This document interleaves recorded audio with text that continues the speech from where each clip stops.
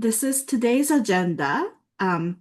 So we'll discuss a little bit of background of why this is happening and main points of paying for scholars and what questions are remaining. And um, we'll then talk a little bit about how we should plan to manage the program and proactive preparation to consider. And Dan is going to talk about possible litigation and legal challenges.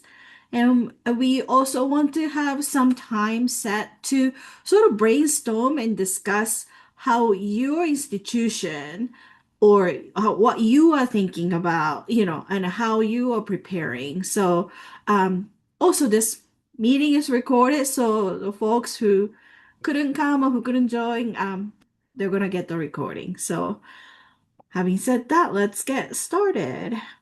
Robin. Thanks, Nate. Appreciate that. Hi, everybody, and thanks for joining us today.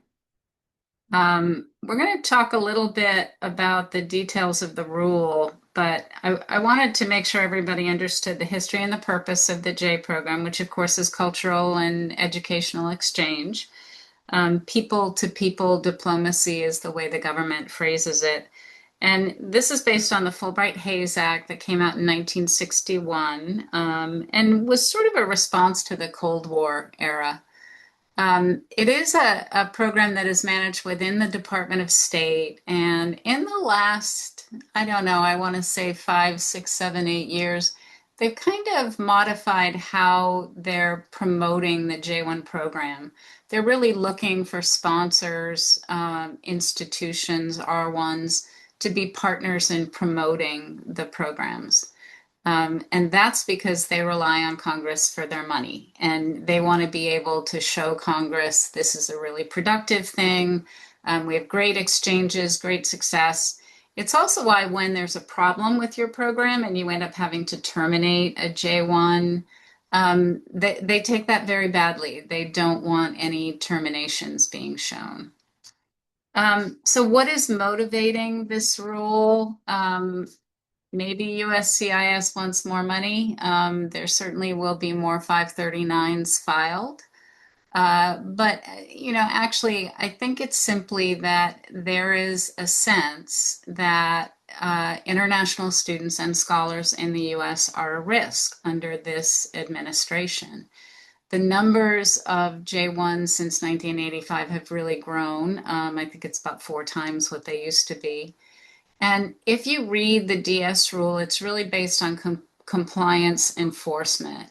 That they stated in the rule that they have many examples of students and exchange visitors who have stayed in the US for decades. But the footnote only refers to about 2,100 F1 students over 10 years, which is a very small percentage. It doesn't refer to J1s at all.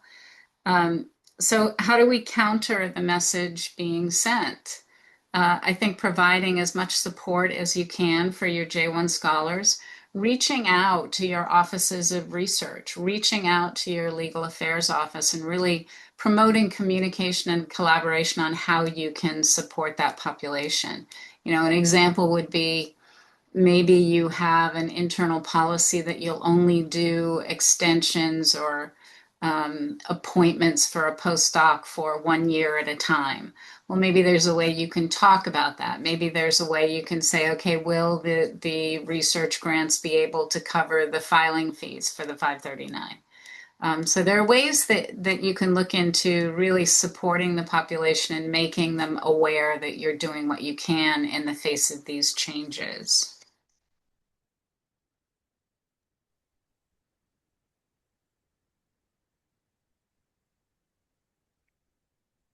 So moving into the key points to consider in the proposed rules that were specific to J1 scholars. As we know, we still don't have the final rule, but this were the ones that particularly stood out for our populations. Like the others, it limits admissions to 4 years max, which, research scholars are allowed up to 5 years, and anything beyond that is going to require an extension of status with USCIS, the I-539. And then there's the late request for extensions of current program end dates. If the program end date has already passed and the responsible officer updates it in CBIS, the sponsor must first request reinstatement of the J1 status from the Department of State and pay the required fee for a reinstatement. And then if the reinstatement is approved from the Department of State, the J1 participant has 30 days to apply with USCIS for an extension of stay. If they're denied that extension of stay, after their I-94 is expired with the date, it renders them immediately out of status and they'll have to depart right away. If the J1 exchange visitor status expires, but they filed a timely extension of stay, they may continue their program activities, including authorized work for 240 days after expiration. Sounds good, but this isn't a new rule. It already exists under the current regulations. And unfortunately, J2s, the dependents with the EADs, do not get this 240-day extension. And as we know, there's currently no expedite option for J2 EADs. So this brings a question of how can we support and advise them, because they are an important part of the J population, especially with research scholars. Next slide, May. So the questions and concerns remain. So as I was thinking about that reinstatement process, we all have that one case where the extension is submitted after the program end date from a department. And one of the basic things we can do is a correct technical or minor infraction. And the main, when you click that, the main reason it gives you is failure to extend in a timely manner. And basically, when we do that, Department of State grants us that the EV is returned to valid status, non-puntrunk, which means it's backdated, it fills the gap, because they consider this a minor violation. Whereas the way it's currently written, reinstatements are really supposed to be used for more substantial violations, such as dropping below a full course of study or remaining out of status for more than 120 days after the program. So this led me down the rabbit hole. Does that mean we're no longer allowed to do correct technical or minor infraction? And then with that, if we're moving to the reinstatement process for this, how will that work with DOS?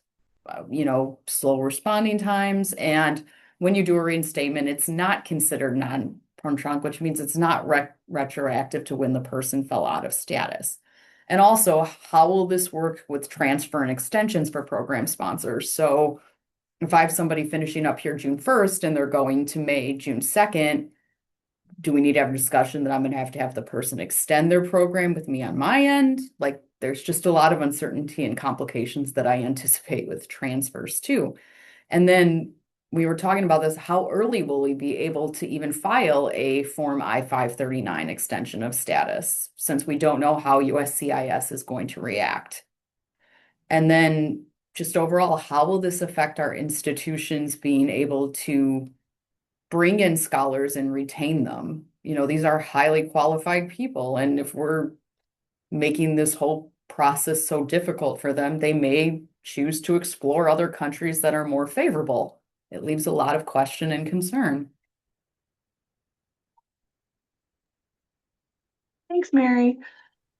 Now, none of this is good.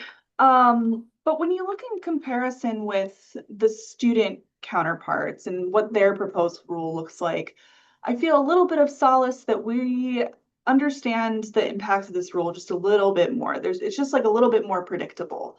A fixed admit until date is not a new concept, and many of us are already dealing with this if you're working with H-1Bs. And so we have a general idea what the new process is going to look like once the new rule comes out. We don't expect it to be all that different than what was proposed. And so with that in mind for this next session, we just want to look at a couple of ideas of things that you could be doing right now in order to prepare for the rule. We're going to do a couple of poll questions to get some benchmarking data, as well as some open-ended questions to crowdsource ideas for what different people are doing in order to prepare. So what I'm actually going to start with before the slide is a poll here quickly on who's in our audience today. And so we're going to have a quick question here of how many J1 scholars do you have in a typical year?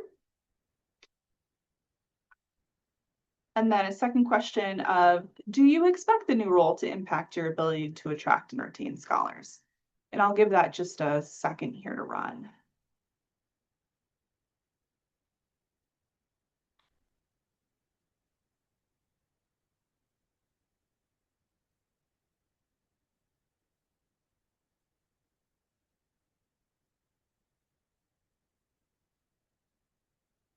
Okay, so I'll just go ahead and share these results.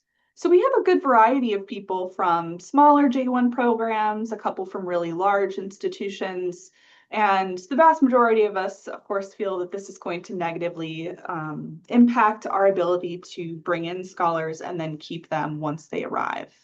So I want to offer a couple of data points you might be thinking about. So most of us know how many J scholars we have in our population, but in that population, how many extensions and transfers are you doing in a given year or in a given month? What does the actual workload look like for those extensions? How many people do you have in your office? How long are those tasks taking you, both to process the DS 2019, but also to do some of the advising on the front end? And then again, as Mary was saying, how many of them are being submitted late? After the program end date, not knowing if we're going to be able to do those technical corrections and what that's going to look like for the actual extension of status application. A slightly more difficult data point to grab, and this wasn't available in our ISSM reports, but we did have a tech person who was able to pull this information from kind of the back end of ISSM, was when are these extension requests being submitted in comparison to the program end date? And we're very fortunate, actually, most of ours are being submitted 75 to 90 days out.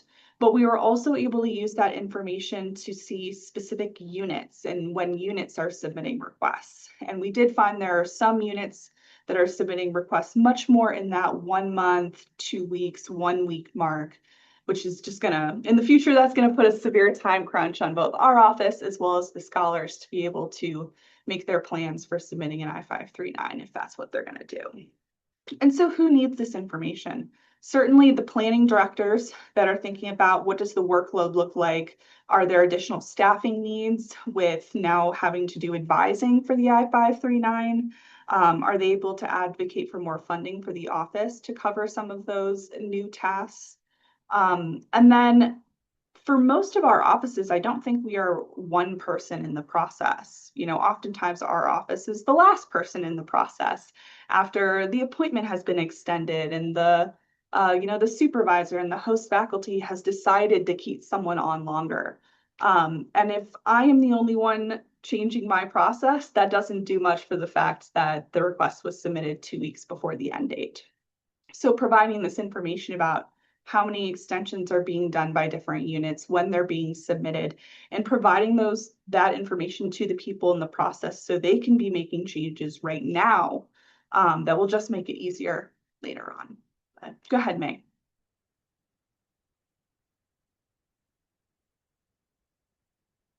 Oh, there we go. Sorry. And so once you have an idea of your population, what are some things you can actually be changing and doing right now to prepare?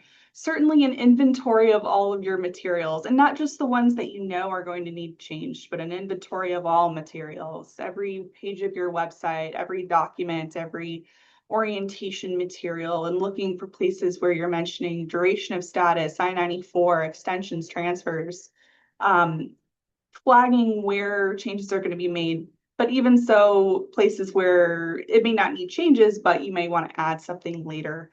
Right now, that just looks like an Excel spreadsheet for us. We just have a spreadsheet of linked documents and linked web pages, and people have been assigned to go through them and mark where we might want to make changes. And for those of us that are actually processing DS 2019s right now, the DS 2019s we're processing are the scholars that are going to be impacted by these rules come fall, in all likelihood. And so having those conversations now about, do you ask a question if an extension is likely at the start of, before they even get here? Are you already asking what's the probability that they're going to want to extend that program and maximizing that program length to start?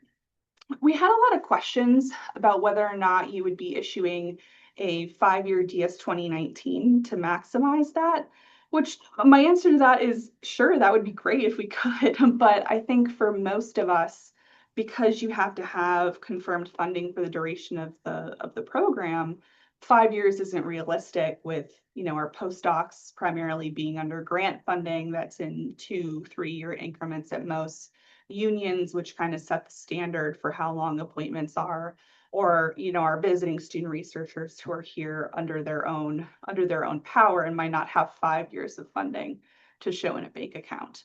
But some do have flexibility. So specifically thinking about short-term scholars, if they have a 4 or 5 month program, can you be asking, do you have time to ask one question now of, do you want to just make that 6 months? So you've maximized the category and you don't even have to worry about the possibility of an extension. Because we can always shorten the program later, but especially for those short-term scholars, extensions just might not be possible.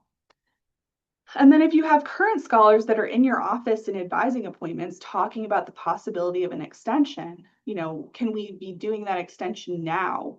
And some of that goes into kind of pre-active communication. So if a scholar has an end date 8 months out, the people submitting the request to our office may not feel that that's any kind of priority. But if you've already been speaking with them about the possibility of this rule and how difficult extensions are going to be, and talking about, can we be doing these extensions now, then we might make that a little bit easier on ourselves in the future.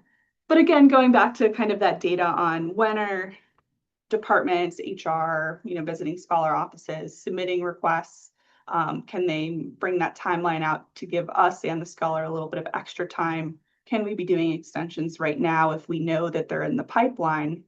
And then if we are receiving these late requests, can we reach out to those departments and scholars and let them know that this kind of action is not going to be possible in the future potentially? They really need to be prioritizing these late requests that are coming in and avoiding these at all possible. Again, it's probably not the submitter that's late. It's probably going back to, when was the funding confirmed for the grant, or was the scholar wavering on whether or not they needed a extension? But everyone in the process needs to know the consequences so that everyone can change their actions. And then, is there any kind of existing tech to help with this? And we'll go in a second here, we'll show an example of something UC Davis is doing, but is there any way to track end dates and think proactively about reaching out to scholars and departments? And then finally here, before we get to kind of the poll questions for this slide, thinking about when the actual rule does go into effect, how are you going to communicate this out to interested parties? So many of us, if we're working with departments or HR who's submitting requests, oftentimes we do require them to have training on either our software or the J1 program, so they have an idea of what's going on.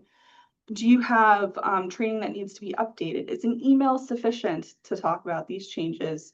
Or are you going to have webinars or updated trainings that you require for everyone before they can start submitting requests again? That's really going to be very institution dependent. So let me launch another poll question here. And for this one, we're going to do 2 benchmarking quick questions of, have you already started communicating with scholars about these changes? And then, have you already started communicating with clients? So thinking like academic personnel, HR, maybe PIs.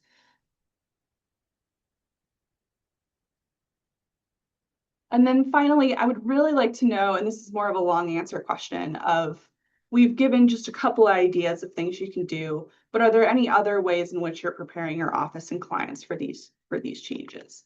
And I'm thinking more outside of the I-539 and I-94, because we're going to get to that in a second.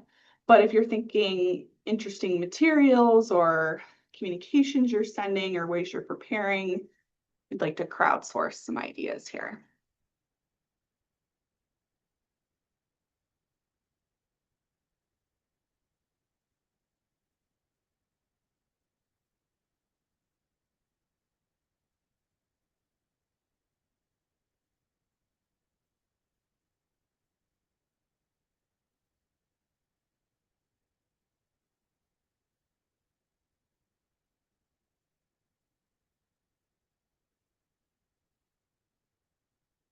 I'll give it just another few seconds here because I know that the long answer is going to keep people from responding.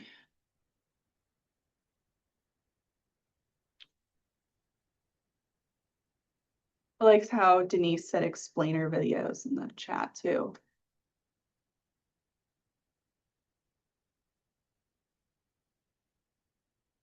Okay, I'm going to go ahead and share what we have for now. So I'm a little surprised that most of us actually haven't started communicating with scholars. And that could be, I mean, it is a binary response. So I do think that, if you're starting to speak with scholars about extensions, this is a time to kind of work those in, or those that are transferring in, letting them know that, the transfer process may look slightly different by the time that they're getting here. So this could be like one-offs that you're speaking with scholars. We did send out a message when the proposed rule was actually, posted to let them know about these changes. We actually didn't get a huge response from scholars. I don't know if they're deep in their labs or not, but they did have that information about what that was going to look like, and we have gotten questions. But then it looks like most of us have already started speaking with our clients, which is great. And then I will share the responses to the long answer after this presentation when we send out the responses. I don't think I can actually see those right now. And then, yeah, I think there was a good point in the chat. It's hard to do that when we don't really know what the actual rule is going to be. I think there's certainly a lot of unknowns. But again, with it being a fixed admit until date, I think we can kind of anticipate what some of those challenges are and letting people know that what's gonna be on the radar. Okay, go ahead, May. Yeah, and so this is the tool I mentioned from UC Davis. And so they do run Synopsys, and they would say they'd be willing to share the coding for this report with anyone that was interested. But this is the client-facing view for people that are submitting requests to the office. And go ahead, May, go to the next one too. So they've created a J1 Scholar courtesy report where any scholar underneath their allocations, like their department or their unit, not necessarily ones that they've personally submitted, but are underneath their department heading, you can see the requests that have been submitted and know what the end date was and how many months of eligibility that they have left on their J1 program. So in theory, this could be used by departments to look proactively at scholars that are expiring and potentially do some proactive reach out to departments to see if they're interested in extending, if they're planning on doing so. So that's a neat tech tool that UC Davis has come up with for Synopsys. Go ahead, May. And so everyone's favorite topic, the I-539 and thinking about the I-94 and travel and such. And I'm not going to say that I have explicit recommendations for this, but more thinking aloud of things to be considering. The one thing I would add is the I-539 is not new. And so is there some kind of stop language we can create right now about the extension process more broadly as a whole? Options of whether or not you're going to submit an extension of status application with USCIS, or are you potentially going to travel to extend that status? Can we create stock language now about the differences between those options, pros and cons, risks and benefits, and just have that out of the way and get used to having those conversations and like thinking about talking about that, because I think we're going to be doing quite a bit of that advising in the coming months. And then for the I-539, going back to workload, how much advising are you going to be able to provide, both in terms of, have you talked with legal about how much they want you to provide? Are you going to coordinate with the student team of how much advising you're going to provide? And then what kind of workload do you really have in a given month? Are you able to do one-on-one appointments for people that are extending because you have 4 extensions a month? Or are you going to have to do some kind of group advising or drop-in advising because you're processing 30 extensions a month? That's going to depend on what kind of workload and office structure you have. The only thing about who to pay, right now this application with premium processing is somewhere around $2,500. What's going to happen when you get that scholar that doesn't have that much in their bank account? Is there been discussions for people that have changed status to J? Has the department traditionally paid for change of status applications? Does that change if we're thinking about extensions, or what kind of support could departments provide or are able or willing to provide? There's no right answer to that, but it's something to broach with your clients for these conversations. And then before we get to the polling questions that we're going to ask about the I-539, also advising on travel. I think most of us are probably collecting the I-94, at least for the first validation. How are you checking the end date on the I-94? Or how will you check the end date on the I-94 in that case? And then moving forward, are you going to be collecting it anytime that the scholar travels? And are you going to do that through email, or do you have some kind of electronic submission form? Or is checking your I-94 part of maintaining your immigration status? And so you're not going to be checking it, but you can provide information on what it should be and what to do if it isn't correct. So let me go ahead and post this final one. And unfortunately, we probably won't be able to share the responses to the I-94 question, but until afterwards. But for this first question, it should be a multiple choice answer of how much advising are you planning on providing for the I-539, so you could choose multiple options. And then if you are planning to ask for the I-94 after every entry, it would be helpful to know how you are collecting it. And then also, how are you checking the I-94? Do you have some kind of electronic system that will be able to check it for you, or are you going to have to go in and check it?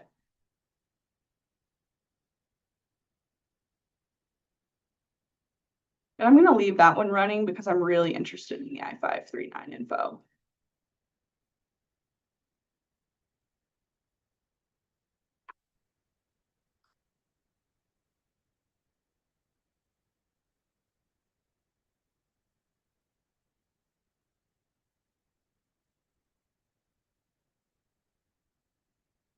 And this is totally good as well. The people that have posted some of their own links and things that they've already started working on and posting in the chat.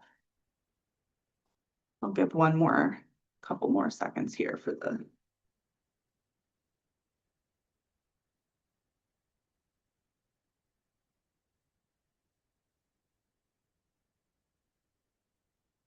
All right, so let's go ahead and post these.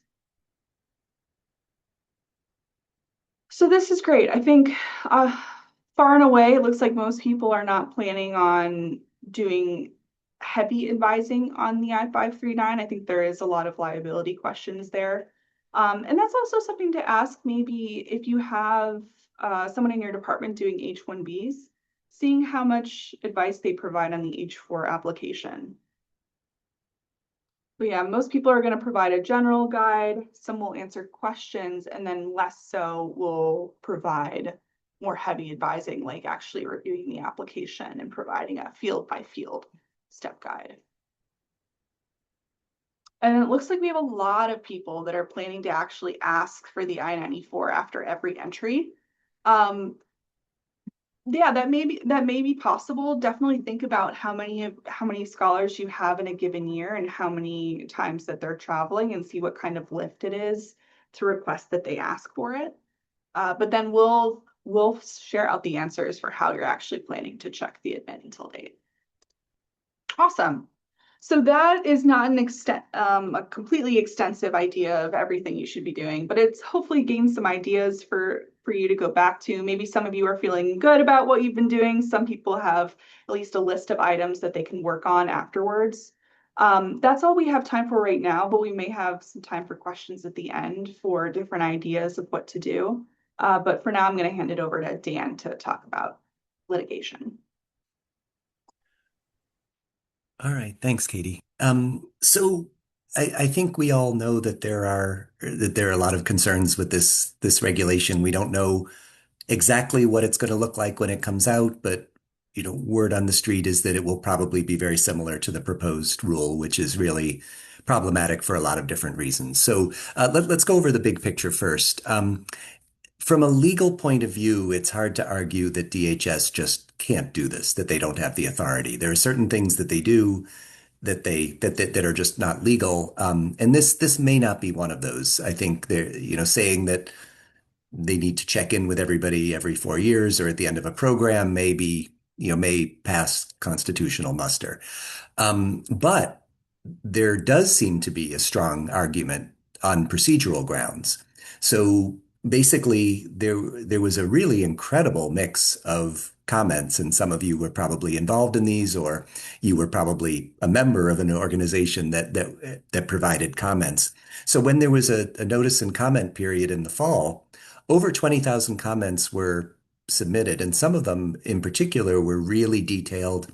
They had data. NAFSA contributed to a survey, just like some of the surveys we were doing today, to look at what the challenges would be. And DHS not only refused to extend the comment period, because this is really complicated, like whether you like this rule or not, it is complicated. They refused to extend the comment period. And if the final rule is very, very similar to the proposed rule, and DHS doesn't really engage in responding to a lot of these very detail-oriented comments, then we have an option to sue. And I can tell you that normally we've talked to people in, back channel in the DHS counsel's office, and they say that something this complicated with this many comments usually takes about a year to really think carefully about it. And this would be coming out in about 6 months. So next slide, please. Okay, so for better or for worse, litigation is a tool that is important in immigration. We've used it for years, but it is being used much more, recently. And basically, excuse me, basically uh, the courts would decide whether the agency really did read and respond to the comments carefully. So what's going on is there are national organizations, some very good law firms that have thought really carefully about this. They've had time to think about this, and but obviously they need to read the final regulation to decide. If the final regulation, does a better job than we think of responding to the comments, then the litigation may be different. But my gut feeling is organizations are ready, law firms are ready, and they'll probably act quickly, certainly within the 60-day implementation period. And the goal would be to try to get a judge to stop the rule before the end of that 60-day implementation period while the longer court case plays out. I will say, there's obviously there's a lot going on. There's so many changes happening in immigration these days. Some of them are just easier for ordinary people or people on your campuses to understand.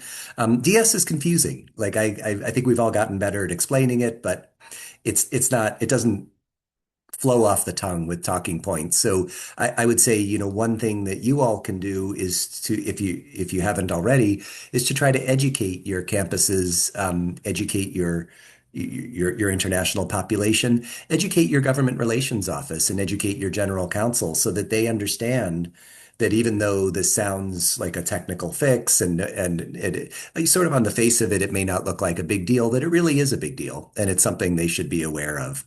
And then also, if you are affiliated with organizations, I mean, NAFSA is already very much aware of this, but other organizations like American Association of Universities, AUP, and others, if you are engaged with those, you can just let them know that this is important, and you all understand it. So if they want to engage, they may need your help to understand it, to explain what's going on. Next slide, please. Okay, so just for those of you who've been in the field a little while, you may know that during the first Trump administration, DHS tried something very similar, but there are a few differences, and I think it's important to understand where we are right now. Back then, they tried to do it just through a memo. They issued a memo saying no more DS. That was pretty clearly not okay. That something this big really should be done in a formal way, and that's what DHS has done this time through proposing a federal regulation through notice and comment. During the first Trump administration, Guilford College and a variety of other plaintiffs challenged the memo in court, and the judge found that the policy wasn't lawful and really should have been done through a formal regulation. So another thing that's interesting about how things are going is that in Guilford, the judge issued right away a nationwide injunction. Long story short, the Supreme Court has, made it harder for one judge in the country to issue an order that binds the whole country. They just don't like that. So there's a lot of thinking going on about legal strategy to try to get an order that will affect the whole country. And interestingly enough, during the first Trump administration, DHS just backed down. They appealed the judge's order and then just withdrew that appeal. I think it's, nobody knows. I think it's very unlikely that Trump 2.0 will back down on anything. So this litigation is really important and probably the only way that this policy will be stopped. I don't think at this point that advocacy or Congress will change this for all the reasons you've heard about why this rule is not good. So I will turn it back to you. Oh, and I'm sorry, One more. one last slide. Yeah. So a, a variety of organization. I mean, how do you follow along? I think that's probably kind of obvious to you all as NAFSA members, but NAFSA, the President's Alliance on Higher Education and Immigration, and the new International Student Resource Center are all talking to each other. And the rule, when it comes out, is going to be complicated and dense, and it's going to have to be read quickly. And so all those organizations are going to be working very hard to get out the rule and also to get out information about the rule, to get out practice advisories on the rule, and also to follow the litigation developments so you can really understand them because litigation is complicated also. And again, my gut feeling, I can't promise anything, is that there's a reasonable chance the rule will be paused or struck down before it takes effect. And so because of that, I think what we need to do is think about unfortunately, we all need to prepare for it, and this webinar is really important. We need to be ready to go if it takes effect after the 60-day implementation period, but we also have to understand that it is possible that you end up doing all that work and all that thinking and all that education of your scholar population, and the rule is paused and doesn't take effect. So that's kind of the way things are at this point.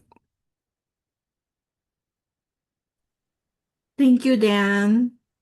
But I just want to thank all the presenters for sharing your thoughts and ideas and insights. And I also want to thank everyone who joined and shared your comments and then questions. Really appreciate it. Hope to see some of you in Orlando, and if not, just as Dan said, stay tuned, follow NAFSA, follow all the news, and then we will hopefully see you on the other side. Thank you.